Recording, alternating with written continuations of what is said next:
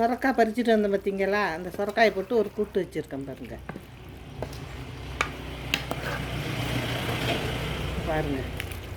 சொரக்காய் கூட்டு அருமையாக இருக்கும்.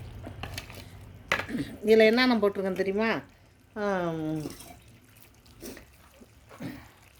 சோம்பு, வெங்காயம், 2 வெங்காயம், சோம்பு, ஒரு 2 தக்காளி எல்லாம் அரிஞ்சு போட்டு உப்பு போட்டு நல்லா வதக்கி, 1 ஸ்பூன் மிளகாத்தூள், 1 ஸ்பூன் குழம்புத்தூள் எல்லாத்தையும் போட்டு கொஞ்சம் 1 சிட்டிகை மஞ்சத்தூள், உப்பு கொஞ்சோண்டு போட்டு எல்லாத்தையும் வதக்கி, தேங்காய் பால் கடைசியில் இந்த சொரக்காயை கொஞ்சம் வேக வச்சு சொரக்காயை அதை அள்ளி கொட்டி வதக்கணும்னா தேங்காய் பாலை புழிஞ்சு ஊற்றினோம்னு வச்சுக்கோங்க, அருமையாக இருக்கும். சொரக்காய் கூட்டு அருமையாக இருக்கும். சொரக்காய் கூட்டு ரெடி ஆகிட்டு இங்கே பாருங்கள்.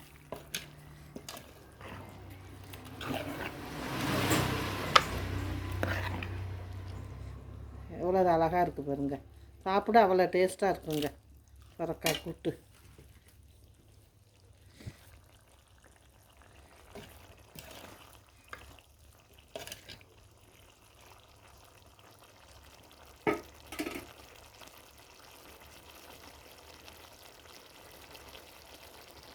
சொரக்காய் கூட்டு ரெடி.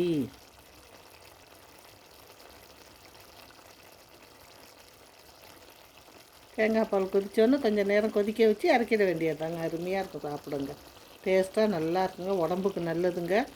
இது துவையை அரைக்கலாம், சொரக்காயில்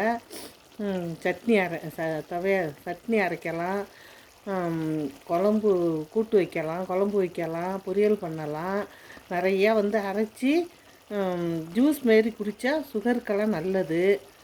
ஒரு 2-3 பீஸ் போட்டு ஜூஸ் மாரி அடித்து குடித்தா உடம்புக்கு நல்லது. அடுத்த வீடியோவில் சொரக்காய் பற்றி எல்லாத்தையும் போட்டு காட்டுறோம்.